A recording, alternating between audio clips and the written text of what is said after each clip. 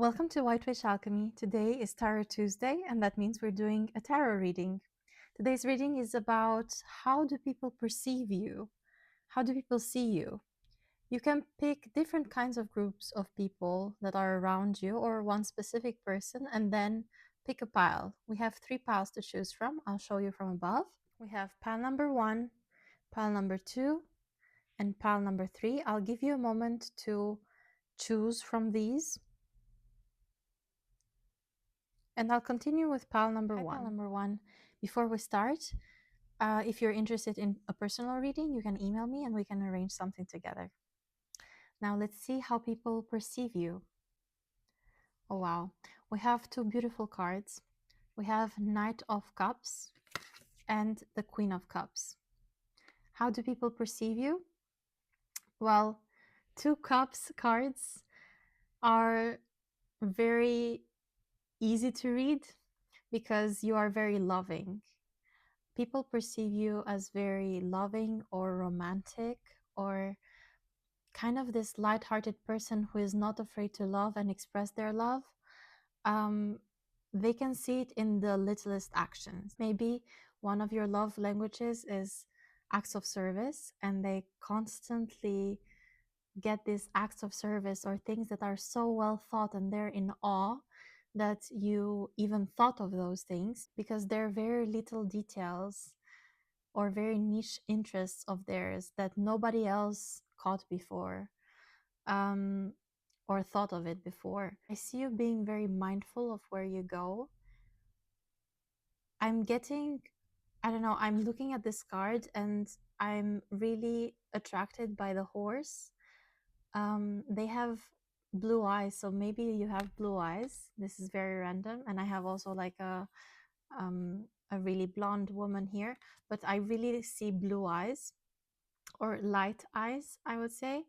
But at the same time, this is the sign of clarity, the sign of soothing, um, the sign of calmness. So you're very calm, I feel like. Um, you're very graceful. You carry yourself with gracefulness. You're very calm. You're very soothing. Maybe people tell you constantly that you have a very soothing voice.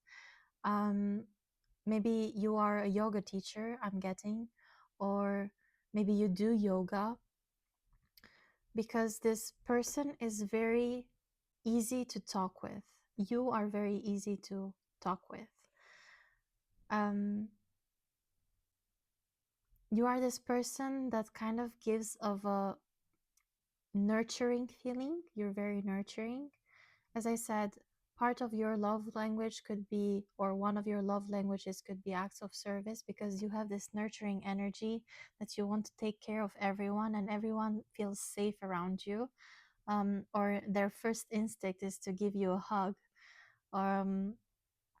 And they want to feel your warmness. Maybe you have this warm aura around you that attracts people all the time and they want to just cuddle with you all the time because you're so soft and warm. I get a really good feeling from you guys. I love your energy.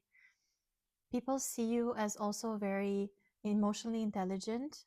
Whenever they have something to talk about or some kind of a situation that they need advice for, they tend to come to you and spill all the beans to you. And you're this person that maybe for your own life, you don't have such an easy time to figure out your emotions or people's emotions, or you have an easy time to figure them out, but less of an easy time to deal with them. And then when it comes to other people or giving advice to other people, you're so good at it. You are so good at analyzing other people's feelings or actions all the time. So all of your friends might come to you for advice, for emotional advice. What else? I see you as also very innocent. I talked about the light eyes before, and they are very innocent looking eyes. This white horse has very innocent looking eyes. So I think people might see you as very innocent, or as I said before, with a soft energy. so they feel safe around you. What else? You might be romanticizing your life, or you might tend to find beauty in all things. You might be an artist because of the water and this kind of easy energy that I have here. So people see you as this visionary person, or this person that they can have fun with at any point in time or wherever they go, because you have the tendency to make every moment very meaningful. So it doesn't matter what it is. It might be lighting a candle, you'll make it very, very meaningful, or making hot chocolate, or drinking hot chocolate outside in a Christmas market or somewhere else, I don't know. Or maybe you get caught in a rainstorm, and instead of being really mad that you don't have an umbrella with you, you kind of go out there and dance in the rain, and or sit in the middle of a road, or lay down in the middle of the road, um, and kind of enjoy the whole moment of it raining and storming outside. It's a very easy, nurturing, soothing energy. So this was it, pal number one. Hope you resonated with it, and let me know in the comments if you did. Don't forget to like and subscribe, and I'll see you on the next one. Bye-bye. Let's continue with pal number two. Hi, pal number two. If you're interested in personal readings, I do those. You have to email me, and then we can arrange something together. Now let's see how people perceive you. Oh, okay. We have two sword cards. We have the Nine of Swords and the Six of Swords. The Nine of Swords is someone who is very anxious, very stressed, I would say. So you might have been stressed lately a lot, or expressed it. You may have expressed it a lot. Maybe your coworkers see you as such a person, very anxious person. And the Six of Swords talks about someone leaving. Maybe you fled a situation or a hard situation. Maybe you shut down in really hard situation or high stress moments. But maybe it's just a phase. Or I see you also very organized. Maybe you're the kind of person that needs to have everything planned, otherwise they will lose their minds. I see you someone wanting to have a fixed plan of what they're doing, when, where. So maybe you take time about details. You have very good attention to details. People love this part about you, but at the same time, you might come a little bit annoying when you have to do everything by the book or by the rules.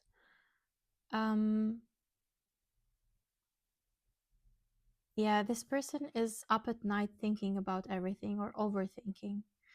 Maybe people love the fact that they can come to you because you have really good, like, you pay really good attention to details, and they can rely on you in those situations whenever they need someone to be able to pay attention to details. But they also find you a little bit overwhelming also for themselves, or a bit too much, I would say, for themselves, because you kind of tend to give them stress at the same time. Maybe you're a boss, maybe you're in such a position that you're kind of moving the team, and you are the only reason why the team is moving. You have to take care of everything all the time, but at the same time you have to create some kind of stress, so you have some kind of response from your team. Maybe you work as a surgeon, because I see like late night shifts or sleepless nights. And because of the swords, I said surgeon. So maybe you are a healer, but honestly, right now you're not having a great time, according to these two cards. Maybe you left a situation recently. As I said, you might tend to flee the situation if it gets too much for you, which sometimes it might be good. like a good response, but other people I don't think appreciate it. Um, and you might have left your country or your family or your past relationship and began anew. So I think people see you as really strong and able to have clarity about really difficult situations and being able to move on from them. Um, because your mind keeps running. Your mind is your most powerful asset, I would say. This is how people perceive you. People might tend to perceive you as the survivor archetype, like, or maybe you did survive something very horrible. Maybe you did survive an illness or something like this. Or maybe the person that you're asking about is your therapist, because this would make amazing sense. Why they see you as someone super on their head, in their head, with the Nine of Swords and the Six of Swords. So it would make total sense if it's your therapist that you're asking about. And it would make perfect sense if you just recovered from a really um, strong illness. So I would say people see you as very, very strong, but at the same time, a survivor and someone who went through a lot of traumatic events in their life. And maybe because of those, you're really, really cautious about everything. You're really cautious to make any kind of move. You have to be very present in the moment, and you have to have thought about every single scenario or um, possible outcome of every kind of situation. If we're talking about a really toxic relationship before, um, I see people perceiving you as this strong person with strong boundaries that is able to just leave no matter how hard the situation is. So, yeah, that was it, pile number 2. Let me know if it resonated with you in the comments, and don't forget to like and subscribe. And I'll continue with pile number 3. Pile number 3, hi. If you are interested in any personal readings, you can email me and we can arrange something together. And now I'll continue with your reading. How do people perceive you? All right, we have the moon and the page of swords. Okay, with the moon, I feel like I'm getting the word dreamy. So I think people think of you as someone who has really, really high standards or really big goals in life, and maybe a bit unrealistic. So they see you as that young sibling who has really, really big goals and kind of disregards where they are at the moment, but somehow you manage to kind of make it happen throughout your life. Like, you are the sibling who nobody believes that they can make it happen, but you end up being so courageous and pushing through so many things that you actually make it happen. People see you as very courageous, I have to say. Someone who takes risk because maybe you're a little bit naive, or that's how they perceive you, but you at least take risk and you are successful with it. You are ready to do anything in life if you really want it, and you see very further down the road. You don't have just short vision. You are not short-sighted. You are someone who will look very further down the road and see how much they can get from life, and they will go for it. There is nothing that can hold you down. As I said, people might tend to think that you're a little bit naive or maybe too spiritual at times. With the moon is very emotional and spiritual, I would say, and it does tend to um, deal with illusions, dreams, things that are not very clear. to people, but at the same time you're this person who makes it happen. Like this doesn't matter, the naivety doesn't matter, somehow it just works out for you. We all have that friend that doesn't think about anything, but it just happens for them. They make it happen because they just go with the flow, and they're so flexible that they can turn around 20 times and then they will end up where they wanted to be at their destination. And sometimes the straight road is not as easy or as quick as other people may think. Sometimes the road with a lot of curves and um, a lot of deviations from the main one, sometimes that is a better option, and people tend to forget about it. But you don't overlook it. You take the risk, and you kind of are ready to go through anything just to make it happen. And that's why it works for you, because you believe you can make it happen. Other people don't believe they can make it happen. They only think, oh, okay, I'll try. If it doesn't work, then I'll move on. You have another mindset though. You're like, I'll try a million times until I make it work. It will work out for me. Maybe you're a little bit into spirituality as well, as I said before. Like maybe you're into maybe occultism, maybe you're into spells or magic, or maybe you're into um, manifestation, and that's your main drive force. Your most powerful tool is your mind and in what you believe in, your belief system. That's your most powerful tool.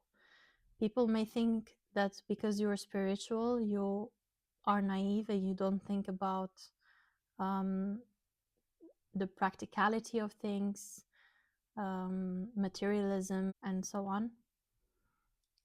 But that is what gives you the possibility to reach anything you want. You kind of remind me this very spiritual or intuitive investigator. I don't remember. Oh, The Mentalist. You kind of remind me of The Mentalist. I don't know if you've watched it before, but this person used to investigate um, just by his intuition, where his intuition would go, and then you would see that he would have seen like little signs here and there, but it wouldn't be signs that would properly lead to who had committed the crime. um, it's really interesting, actually. He uses his intuition to solve cases, and I see you as this person. Maybe you are an investigator, actually. If not, you are just this person who loves to take part in life and strive for really high goals by purely being intuitive and trusting their gut. You trust your gut, and you may be able to look through people facades, like masks that people wear all the time, because of this intuition or gut feeling that you have. At the same time, you're very curious. I see you very, very curious. You might have 10 hobbies that you want to do at the same time. Maybe you do have a little bit of ADHD as well. And the thing is, that doesn't stop you from doing any of your hobbies or following any of your hobbies. It's like you can manage to do them all, and people are a bit shocked by it. Yeah, that was it, pan number 3. I don't think I have anything more to add on. Let me know if it resonated with you in the comments, and don't forget to like and subscribe, and I'll see you on the next one. Bye bye.